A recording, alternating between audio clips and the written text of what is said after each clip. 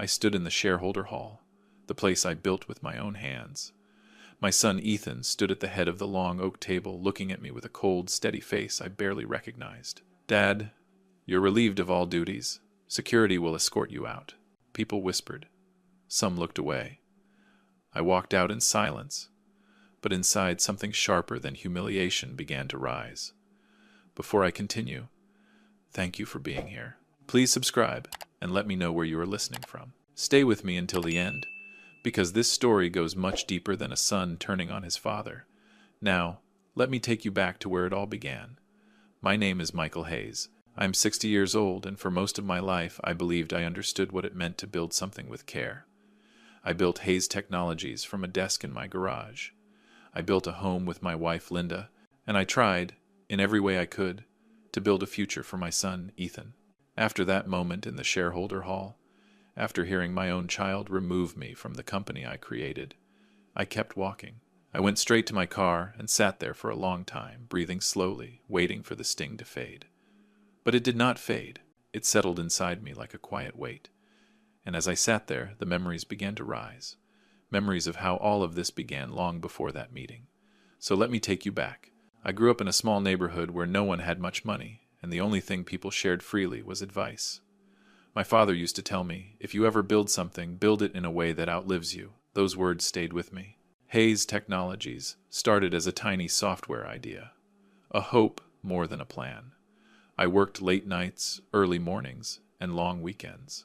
Linda would bring me coffee, kiss my head, and tell me to rest. I rarely listened, and she rarely complained. Linda was the heart of our family. She was warm, patient, and gentle in a way that made the world feel steady. When Ethan was born, she became the soft bridge between me and the boy who would one day become my greatest pride and my deepest wound. Ethan grew up with everything I never had: a safe home, a good school, opportunities waiting at every corner. He was bright, curious, and full of ideas. But he always looked at me as if he was trying to measure himself against something he could not touch. He wanted to prove that he could stand on his own without my shadow over him. I never wanted him to feel that way. But ambition has a strange way of filling the spaces where love should be. As he grew older, Ethan became sharper, more driven. He graduated, came into the company, and rose fast. And I was proud of him, truly proud. But I also saw a certain hunger in him, a hunger for approval, for control, for recognition. I tried to guide him gently, slowly, hoping he would learn the difference between power and purpose. Then came Ava. She stepped into his life with calm confidence. She was observant, polite, and always carried a sense of quiet calculation. From the first moment I met her, I felt something I could not name. Linda would have known right away. She had a gift for sensing people. But Linda passed years ago, and without her I sometimes missed the things she would have seen. Ava always stood close to Ethan, listening, watching, whispering small thoughts into his ear. She made him feel stronger, more certain, and for a while I thought that was a blessing. My son had someone who believed in him, someone who pushed him, someone who made him feel like he could handle the future I had been preparing for him. So after more than 3 decades, after fighting through setbacks and struggles, after climbing to the top and nearly losing everything more than once, I decided it was time to step back. I wanted to give Ethan the chance to lead.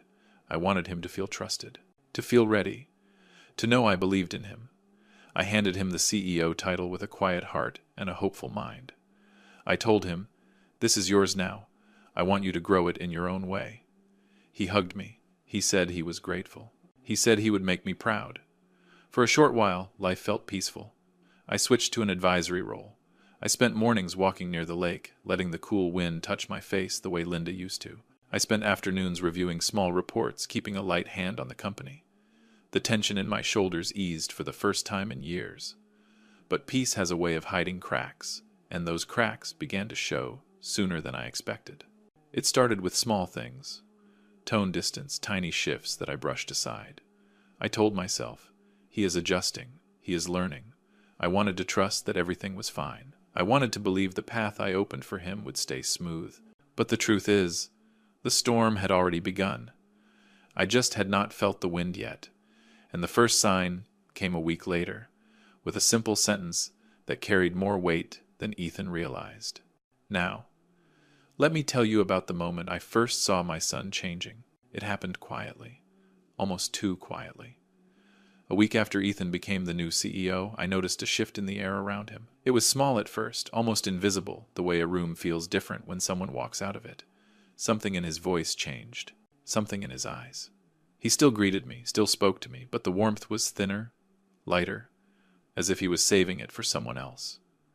I remember walking into a small meeting room one morning. It was a simple meeting, something we had done together countless times.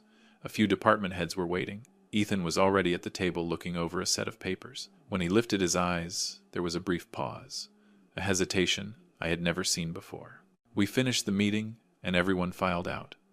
I stayed behind, expecting him to share a thought, maybe ask for advice. Instead, he closed the folder slowly, as if choosing his words with care. "Dad, maybe you should stop coming to the office so much. It confuses people." The words were soft, but they hit me with surprising force. Not anger, not disrespect, just distance. A wall I did not see being built. I kept my voice steady. "Confuses them," how he shrugged. "They do not know who to listen to. You say one thing, I say another. It sends mixed signals." I nodded, even though I knew we had never given anyone mixed signals. Not once. "Is that how you feel?" I asked, "or is that what someone told you?" He did not answer right away. He glanced toward the door, then back at me. "I just think it would be better," he said quietly. For everyone, there was something rehearsed in the way he said it, something that did not belong to him. I did not argue. I did not defend myself. I simply placed a hand on the back of a chair, steadying my breath. "All right," I said. "If that is what you want, I will give you space." He looked relieved. Relieved. That was when my chest tightened for the first time. Not because of the request, but because of the expression on his face, as if he had just completed something he had been told to do. When I left the room, I walked slowly down the hallway. I remembered the day he first walked into this building as a young intern. He had followed me closely, listening to every word, eager to learn. Now he walked these halls as if he needed to keep distance from me, as if I were a shadow he had been waiting to step out of. I told myself not to worry. I told myself he was adjusting, that new responsibility changes people. But deep down, something whispered a quiet warning. It was the first spark, the first small shift that hinted at something larger, something I could not yet see. I did not know it then, but it was the moment my son began to slip away from me, and the path ahead would only grow darker. The days that followed moved slowly, almost too slowly. After that small meeting, after hearing my own son ask me to step back, I tried to carry on as if nothing had changed. I tried to believe it was just a misunderstanding, a moment of pressure, a sign that he was adjusting to his new role. But truth has a way of rising, even when you do not want to face it. And in the weeks that followed, the truth began to show itself piece by piece. Not in loud moments, but in small cuts that gathered into something deeper. It began with whispers. I arrived at the office one morning a little later than usual. I was taking Ethan's words to heart, giving him more room, letting him breathe, letting myself breathe. I walked through the lobby, greeting a few people I had known for decades. Their smiles were polite, but distant, as if they did not know where I stood anymore. I ignored it at first, until I walked past two junior employees by the coffee machine, speaking in low voices. They did not see me. I heard he is too old school, slows everything down. "Yeah," Ethan said, "his dad can't keep up anymore." I froze, not because of the words, but because of the tone. Quiet, certain, as if it were common knowledge, as if it had been said more than once. I stepped away before they turned and saw me. My heart felt heavy, but I told myself to stay calm. I told myself this was nothing more than office talk. But the whispers continued, growing a little louder each day, and then they turned into actions. The second escalation came out of nowhere. I had always kept a personal office on the top floor. Not large, not decorated, just a simple space with a window, a shelf with a few of Linda's books, and the old wooden desk I kept from the early days of the company. That desk carried 30 years of my life. It held my hardest nights, my biggest decisions, and my quiet prayers. One afternoon I went upstairs to get a folder. The hallway was strangely quiet. When I reached my office, I stopped. The door was open. The lights were off. And inside, the room was empty. The desk was gone. The books were gone. Even the picture of Linda was missing. Only the bare floor remained, staring back at me like a stranger. A young employee walked by, holding a clipboard. He paused when he saw me. "Oh, Mr. Hayes, I didn't expect you. We cleared this room out this morning." I tried to steady my voice. "On whose order?" He shifted nervously. "Ethan said you approved it." I said nothing, because I knew I had never approved a thing. He walked away quickly as if afraid to linger.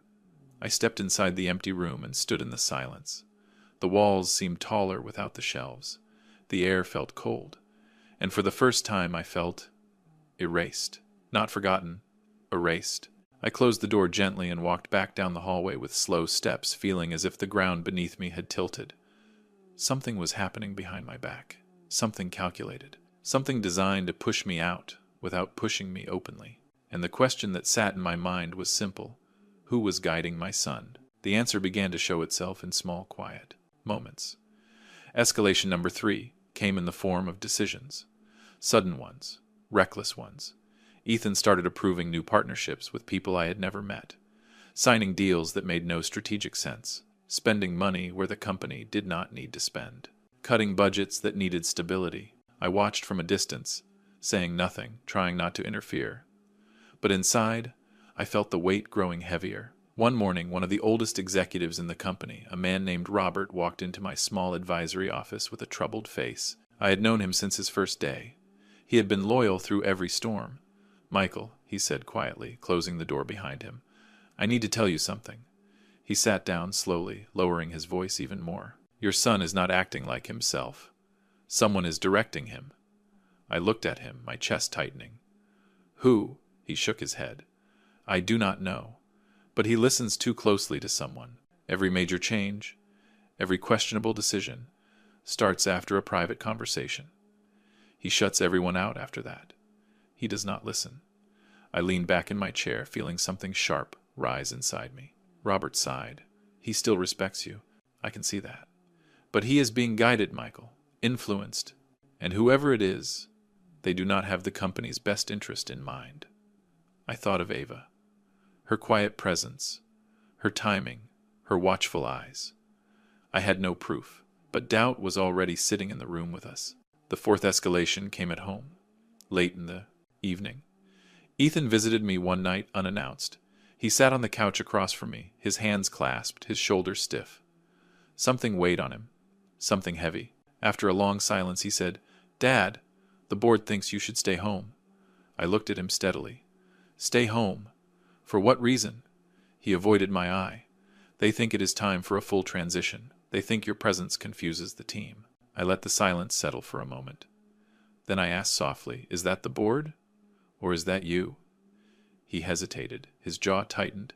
His eyes shifted to the side, and he did not answer. The room stayed quiet for a long time. I watched him stare at the floor, unable to look at me. And in that silence, something inside me cracked. Not loudly, not dramatically, just a slow, painful shift, like a branch bending under too much weight. He left soon after, saying nothing more. When the door closed, I leaned back and closed my eyes, trying to catch my breath. The house felt too still without Linda.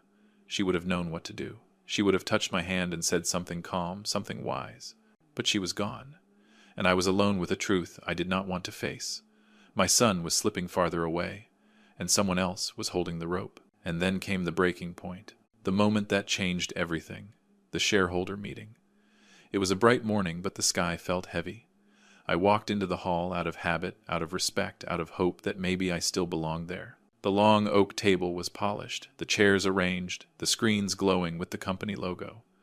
People greeted me with uneasy smiles. Some avoided my eyes. Some whispered. Ethan stood at the head of the table wearing a perfectly fitted suit, his expression calm, too calm. Ava stood behind him slightly to the side, her hand resting lightly on his shoulder as she spoke softly into his ear. When the meeting began, I sat quietly listening. The presentations were short, the updates were rushed, and then Ethan cleared his throat and lifted a small folder. "I have an announcement," he said, his voice steady. Something in me tightened. He looked at me for a brief moment, then away. "As of today," he continued, "my father will be removed from all operational roles within Hayes Technologies." There was a gasp, a shuffle of papers. Someone whispered my name. Ethan kept going. "This is to ensure a clear transition, a modern approach, a new direction, effective immediately," He will not participate in any internal activities. The words fell like stones. My chest felt hollow, not because he removed me, but because of how easily he said it. He closed the folder. Security will escort you out. For a moment the room went silent, completely still. I stood slowly, keeping my breath steady. I did not look at anyone. I did not speak. I walked toward the door as people lowered their eyes. And as I stepped outside, as the door closed behind me, something inside me shifted from pain to clarity. Someone had pushed my son into this. Someone had whispered in his ear long enough for him to believe this was the only way forward. I felt my hands steady, my steps slow, my breath ease. Because at that moment, I knew one thing with absolute certainty. Whoever wanted me out had just opened a door they should never have touched. And soon, they would learn what it meant to underestimate a man who built everything with his own hands. I left the shareholder hall with quiet steps, but the calm I showed on the outside was nothing like what I felt inside. There was no anger in me, no rush of emotions, just an empty kind of stillness, the kind that appears right before the truth begins to surface. That night I sat alone in my living room, the lights dim, the sound of the clock moving in slow, even beats. I kept replaying the moment Ethan looked at me and told security to escort me out. His voice had been steady, his expression controlled, but underneath, I had seen fear. Not fear of me, fear of something else. And when someone acts out of fear, it means someone is pulling strings behind them. I did not have to wait long for the truth to come. 3 days after the meeting, just as I was finishing a quiet breakfast, my doorbell rang. When I opened the door, I found Mark standing there. He looked worn, tired, older than I remembered. Mark had served as my CFO for many years. He was sharp, loyal, and calm under pressure. He had been fired by Ethan not long after the transition. The explanation he received at the time had been vague. Restructuring, new vision, words that meant nothing. But seeing him at my door, I knew this was not a social visit. "Michael," he said softly. "Do you have a moment?" I nodded and stepped aside. He walked in slowly, holding a small black USB drive in his hand. When we sat down, he kept his eyes on it, turning it between his fingers. "I should have come sooner," he whispered, but I needed time to understand what I found. I stayed quiet, letting him speak at his own pace. When Ethan fired me, he said I still had access to a few internal folders. They weren't protected yet. I looked through them because something felt wrong, very wrong. He placed the USB on the table between us. "What's on that?" I asked quietly. He exhaled. "Documents, emails, conversations, things you need to see." For a moment, neither of us moved. Then I reached for the USB and held it gently. "Tell me," I said, my voice steady. Mark looked at me with a sadness I had not seen in years. "It wasn't Ethan's idea to remove you," he said. "He was pushed. Hard." My chest tightened, though I tried not to show it. He continued. "There's an investor involved. You know him. Or at least, you know of him. Victor Hale." I closed my eyes briefly. When I heard the name, Victor was known for one thing, taking companies apart from the inside and reshaping them into something unrecognizable. Ruthless, strategic, cold. The kind of man who saw people as pieces on a board. I had denied him an investment in the company many years ago. I did not trust him. And now it seemed he had found another way in. Mark leaned forward. "The emails show that Victor has been contacting Ethan directly, guiding him, promising him things. What things, I asked, even though I already feared the answer. "Full control," Mark said.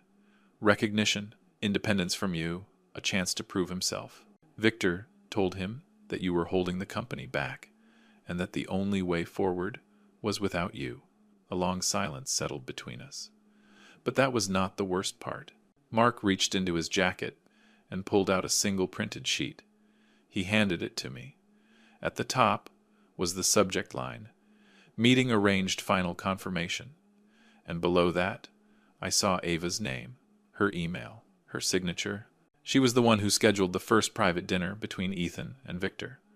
My hands stilled, my breath slowed. I read the final email at the bottom of the page. It was short, direct, and devastating. "Once your father is gone, we proceed with restructuring. He won't see it coming." For a moment, the room around me went quiet. Not the peaceful kind of quiet, but the kind that arrives when everything you believed in begins to shift. Ethan had not woken up one morning and decided to betray me. He had not stood in that hall because he wanted to. He stood there because someone had planted doubt in him slowly, steadily, until he could not tell his own thoughts apart from someone else's. He was not the mastermind. He was the pawn. And that truth hurt more deeply than the public humiliation. Mark placed a hand on the table. "I'm sorry, Michael. I thought you should know." I nodded slowly. "Thank you." He stood and left quietly, closing the door behind him. I sat there for a long time, the USB still resting in my hand. My heart did not burn with anger. It did not shake with betrayal. It simply felt heavy, like something precious had slipped from my grasp without me noticing. I looked out the window, watching the soft movement of the trees in the wind. I whispered to myself, "They think I won't see it coming." But now, I had seen everything, and the next steps would change everything they thought they controlled. Ethan's voice kept echoing in my head, long after he slammed the conference room door behind him. "Dad, don't make this harder than it has to be." Harder, he had no idea what hard really was. He'd only tasted the surface of what ambition could cost a person. And yet, hearing him speak to me with that cold certainty left a sting I couldn't ignore. As I drove away from my office, I expected anger to rise again, but instead something quieter settled in, a strange, heavy calm. The kind that appears only when everything familiar has already collapsed, and all you have left is the truth you haven't spoken yet. That calm stayed with me as I stepped into my house that evening. The lights were off, the air still. Normally I'd hear Olivia in the kitchen or the soft hum of the television Ethan liked to leave on downstairs. But tonight silence greeted me first, the kind of silence that felt intentional. I walked into the living room and found him sitting there, Ethan leaning forward with his elbows on his knees, staring at the floor like he was preparing for a confession he already regretted. He didn't look up when he said, "Dad, we need to talk." His voice was steady, but I could hear the tension inside it. The same tension I used to hear from him when he was a boy, trying to explain why he broke the neighbor's window. Guilt wrapped in bravery. But tonight, the stakes were far higher. I sat down across from him. "I'm listening," I said, keeping my tone as calm as I could. He took a slow breath. "I know today was a lot, and I know you're angry, but you need to understand there are things happening behind the scenes you don't know about. Things I didn't want to be part of, but I didn't have a choice." I watched him closely. His hands were shaking. Ethan was many things: ambitious, stubborn, sharp, but he was never a liar. Not to me. "What kind of things?" I asked. He pressed his palms together, rubbing them as if trying to warm himself. "Mom, Olivia, she's been planning something for years. I only realized the full scope recently." He swallowed hard. "She wants everything, Dad. The company, the house, the accounts. And she's smart. She's been creating a trail that makes you look unstable, irresponsible, a danger to the company." My pulse tightened, but I didn't interrupt him. I let him speak. "She said it was for our future," he whispered. "Mine and hers. But I realized it wasn't about protecting me. It was about controlling everything, and she used me, my position, my trust, to help her do it." He finally looked up at me, and in that moment I saw it, the conflict, the regret, the fear. "Dad, I messed up. I let her pull me in, and I don't know how to fix it." The calm inside me deepened. "Ethan, look at me," I said. He did, almost reluctantly. "You had a choice. Maybe not an easy one, but a choice. And you chose wrong. That's the truth." He didn't defend himself. Didn't deny it. His eyes dropped again, but I continued softly, "It's not too late to choose differently." He looked at me again, and his expression cracked. Just slightly. "What do you mean?" I leaned back, letting my voice stay steady. "Your mother thinks she has the upper hand. She thinks today broke me. But she's forgetting something important. I built that company from nothing. I built this family from nothing. And I know every flaw in the foundation she thinks she owns." Ethan's breathing shifted. A flicker of hope, small but real, pushed through his guilt. "So what do we do?" he asked. "We start by telling the truth," I said. "All of it. You're going to walk me through every detail she's been hiding. Every document, every email, every meeting. And then we make our move." He hesitated. "Dad, she isn't going to just back down. You know that." "I know," I replied. "And I'm not asking her to." For the first time that night, Ethan's shoulders straightened. Not completely, just enough for me to see the son I knew was still inside him, the one who cared, the one who wanted to do what was right even if he'd lost himself along the way. We talked for hours after that. He explained how Olivia had slowly taken control, isolating me from key partners, shifting board loyalties, planting rumors about my judgment. It was a web crafted with patience and precision. And Ethan, in his desire to prove himself, had become her perfect tool. But the thing about tools, once they see the hand that wields them, everything changes. When the clock passed midnight, Ethan finally leaned back, exhausted. "Dad, I'm sorry," he murmured. "I know," I answered, "and I meant it, but apologies won't fix this. Actions will." He nodded slowly. "So what's the plan?" I stood looking at the shadows stretching across the floor. "Tomorrow," I said, "we start turning this story around. Not with anger, not with revenge, with something far more powerful." Ethan looked up, waiting. "The truth," I said. "And the timing to use it?" What he didn't know, not yet, was that I had already taken my first step long before he walked into the living room. Because while he spent months living in Olivia's shadow, I'd spent years preparing for the day she finally overplayed her hand. And tonight I saw it clearly she had. Now it was time for me to step out of the wreckage she tried to bury me in, and walk toward the reckoning she never saw coming. Ethan's confession settled over the room long after he went upstairs. The house felt different, lighter in some corners, heavier in others. I sat alone for a while, letting everything align in my mind. Olivia's plans, the board's reactions, the shifting alliances, and now Ethan's turning point. But the truth was, I had seen this storm coming long before today. Not because I doubted my family, but because life had taught me when you build something valuable, someone will always try to take it, sometimes even the people closest to you. Still, knowing something in theory and facing it in reality are two entirely different things. And now, everything was real. The next morning, Ethan came downstairs early. He looked tired, but clearer, more grounded than I'd seen him in months. "Dad," he said quietly, "I've pulled the files you mentioned. They're on my drive. We should go through them." I nodded. "We will, but not here." He frowned slightly. "Where then? A place where your mother never bothered to look," I said with a small knowing smile. He didn't understand yet, but he would. By noon, we were driving toward the old warehouse district, an area that belonged to the company back when it was just a small operation. Years ago, I'd converted one of the buildings into a private workspace, a place I used when I needed complete focus or quiet. No one on the board even remembered it existed. And Olivia, she had never cared enough to ask. When we stepped inside, the lights flickered on, revealing a room filled with old files, locked cabinets, and a single long table in the center. Ethan looked around in surprise. "You still kept all of this?" "I keep everything," I said, "especially the things I know I'll need when people start rewriting history." He swallowed understanding more deeply than before. We sat at the long table, and Ethan plugged in his drive. Slowly, methodically, we began reviewing the documents. Emails between Olivia and board members, financial transfers she'd disguised as corporate expenses, a timeline of how she had replaced long-term partners with her own contacts. It wasn't sloppy, but it wasn't flawless either. Ambition rarely is. Ethan pointed to one message in particular. "This one.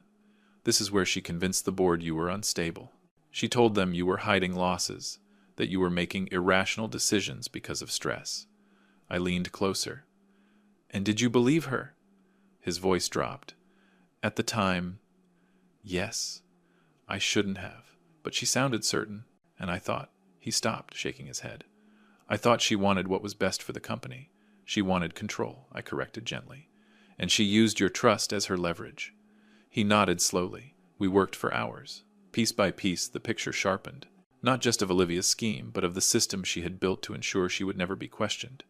Yet in her confidence, she had overlooked one thing: my silence wasn't inaction.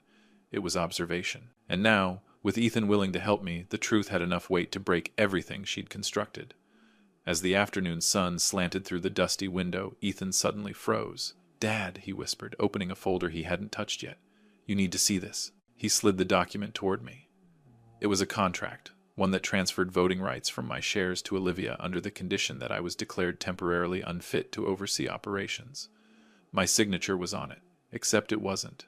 The handwriting was an imitation, a good one. But I knew my own signature better than anyone. Ethan's voice trembled. "She forged it. She actually, Dad, this could hold up in court if the board backs her."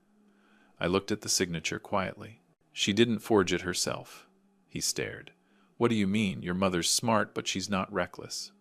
She wouldn't leave herself exposed to a felony charge unless she trusted the person doing the job. Ethan's face paled as realization hit. Someone on the board, he exhaled shakily. Or someone in legal. Exactly. The room felt colder suddenly. But that clarity I'd found last night returned. Deep, steady, unwavering. Ethan pressed his hands against his forehead. Dad, I can't believe I helped her. I can't believe I let this get this far. I placed a hand on his arm. Ethan, listen to me. Today is not about guilt. Today is about truth, and you're choosing the right side now. He nodded, though his eyes were glassy. I stood and walked to one of the cabinets, unlocking it. Inside were files I had kept for years, records, backups, signed contracts, timestamps, old agreements, proof of my company's foundation, proof of my decisions, proof of my competence, a lifetime of evidence. I placed a thick folder on the table. This, I said quietly, is what she never expected me to still have. Ethan lifted it carefully, almost reverently. What is it? Everything she tried to erase.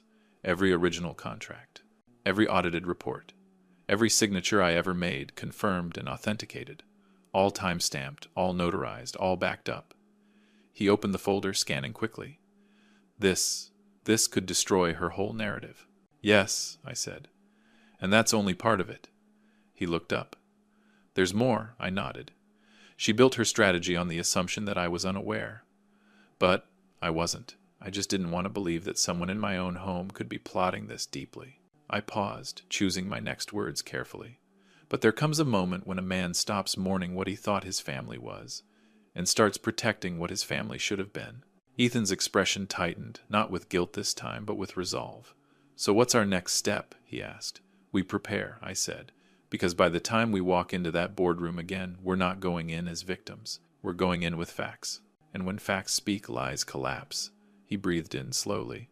Dad, she's not going to take this quietly. No, I said with a faint smile. She won't. Olivia has spent too long believing she's untouchable. She's forgotten something important. What's that? I met his eyes. That the truth may be slow, but it's never weak. Ethan sat back, absorbing every word, and I could see the shift happening inside him. Doubt was fading. Clarity was taking its place. For the first time in months, he looked like my son again, not the man shaped by Olivia's ambitions, but the boy who once believed I could fix anything. And now, in a quiet warehouse, filled with old papers and new consequences, he finally understood that I wasn't the one who needed saving. We both did. And we were going to start by saving the truth. By the time we locked the warehouse and stepped back into the fading daylight, something in Ethan's posture had changed. The guilt was still there, but now it shared space with determination, a quiet strength, the kind that appears only when a person finally chooses a side and understands the weight of that choice. On the drive home, neither of us spoke much. The wind pressed against the car windows, the sky slowly dimming, as if the world outside understood the shift happening between us. When we pulled into the driveway, Ethan stayed seated for a moment, staring ahead. Dad, he said softly, what happens when Mom realizes I'm not helping her anymore? She will, I replied, and she won't like it, but she won't expect what comes next. He nodded, but I saw the worry in his eyes. Not fear of her, but fear of confrontation, fear born from years of being caught between two worlds he thought he had to choose from. Inside the house, the lights were on. Olivia was home. I felt Ethan tense beside me as we stepped into the foyer. She stood at the bottom of the staircase, arms crossed, gaze sharp enough to cut glass. Her smile was thin, practiced the kind she used when she wanted control without raising her voice. There you two are, she said calmly. I was starting to wonder. Ethan swallowed. We needed to go over some things. Oh, her eyes flicked to me then, back to him. Work things. Before he could answer, I stepped forward. Yes. Company matters. Things Ethan needed clarity on. Her gaze locked onto mine, a silent challenge. She wasn't used to hearing directness from me. Not lately. I could almost see the shift behind her eyes, calculating, measuring, adjusting. Well, she said with a slow exhale, I'm glad he's finally taking things seriously. The words were subtle, but the meaning wasn't. She was reminding Ethan of which side she expected him to stand on. For a moment he hesitated. Just a heartbeat. But then he surprised us both. I am, he said, but I'm doing it with Dad. Olivia's smile faltered barely, but enough for me to notice. With your father, she repeated, as if the idea itself were absurd. Yes, Ethan said, straighter than before. We're handling things together. The air tightened between the three of us. Olivia studied him with narrowed eyes, then shifted her gaze to me, her expression sharpening like a blade. "Well," she said, finally, "I hope the two of you know what you're doing." "We do," I replied, keeping my voice level, "and we're far from finished." For the first time that evening, she blinked. A break in her composure. A tell. Without another word, she turned and walked up the stairs, each step measured but stiff. The moment she disappeared around the corner, Ethan let out a breath he'd been holding. "She knows," he whispered. "Yes," I said. "And that's fine." He looked at me uncertainly. "Are you sure?" "Absolutely," I said, "because now she'll move faster. She'll expose her next steps. And when people rush, they make mistakes." We walked into the living room, the house quieter than before. Ethan sank onto the couch, running a hand through his hair. "Dad, she's not stupid. She's going to fight." "She will," I said, "but she's fighting the wrong battle." He frowned. "What do you mean?" I sat down across from him. "Olivia thinks this is about control, power, reputation. She believes she can win by cornering me." I leaned forward. "But she forgets something important. I don't need to corner her. I just need to let the truth breathe." Ethan nodded slowly, absorbing the weight of it. The house creaked softly as the night settled around us. Upstairs, I could hear Olivia pacing a controlled rhythm, but heavier than usual. She was thinking, planning, rearranging her next steps. Exactly as I expected. Ethan exhaled. "Dad, what happens tomorrow?" I looked at him. The calm inside me, firm and steady. "Tomorrow," I said, "we stop playing defense. We bring everything into the light." And for the first time since this began, the path forward felt clear. The next morning was quiet. The kind of quiet that follows a long storm. Ethan arrived early at the office, wearing a simple suit, nothing like the sharp, expensive ones Olivia used to pick for him. His steps were steady. His shoulders were straight. There was a calm acceptance in the way he carried himself, as if he finally understood the weight of starting again. I walked in a little later, not as a returning leader, but as someone ready to rebuild. When the elevator doors opened, familiar faces turned toward me. Some smiled softly. Some looked relieved. Others looked unsure. I did not blame them. They had watched a family break in real time. But I also saw something else in their eyes, trust. Quiet trust, the kind that grows only after truth comes to the surface. I did not return as CEO. I made that choice. The company needed someone younger, someone with new energy, but not someone blinded by ambition. And Ethan, he needed space to learn, not from a throne, but from the ground where real understanding begins. I resumed an advisory position. No grand title, no spotlight. Just enough presence to steady the company, guide the culture back to its roots, and protect the people who had stood by me for so many years. Ethan worked in a smaller office down the hall. No assistant, no luxury, no shortcuts. He handled operations reports, troubleshooting issues, learning details he had once skimmed over. He stayed late. He listened more. He wrote questions down, not to impress anyone, but because he wanted to understand. Sometimes I walked past his door and saw him sitting alone reading policies line by line. Other times he came to my office, quiet and humble. "Dad, can you help me understand this part?" "Of course," I'd say. "Sit down," and we would go through it together. These moments were slow, steady steps, tiny pieces of trust being rebuilt. Olivia did not return to the company. Her reputation faded fast after the truth came out. She tried to deny it at first, but the evidence was clear. The investors distanced themselves. Her social circle went silent. Eventually, she left the city to stay with her mother for a while. Ethan did not follow her. He needed distance. He needed clarity. And maybe for the first time, he needed to stand on his own. The company slowly healed. People talked more openly. Departments worked together again. Meetings felt lighter, focused. I stayed in the background, guiding when asked, observing when not. It was a different kind of leadership. Quieter, but more meaningful. One evening, after most employees had gone home, Ethan stood at my office door. He looked tired, but not defeated, just human. "Dad," he said quietly, "thank you for not giving up on me." I closed the file I was reviewing and leaned back. "I never wanted to see you fall," I said. "I only wanted you to see where the path you chose was leading." He nodded, eyes lowered. "I thought power would make me someone." He paused. "But it nearly destroyed me." I shook my head gently. "Ambition isn't the problem," I said. "It's the lack of character behind it. When ambition stands alone, It consumes everything. He absorbed that in silence. I looked at him, my son, not the CEO he tried to be, not the man shaped by someone else's whisper, but the person he was slowly learning to become. We move forward, I said. Not perfectly, not easily, but step by step. He exhaled the weight on his shoulders, easing just a little. As he turned to leave, I added softly, "And Ethan, this time you're not walking alone."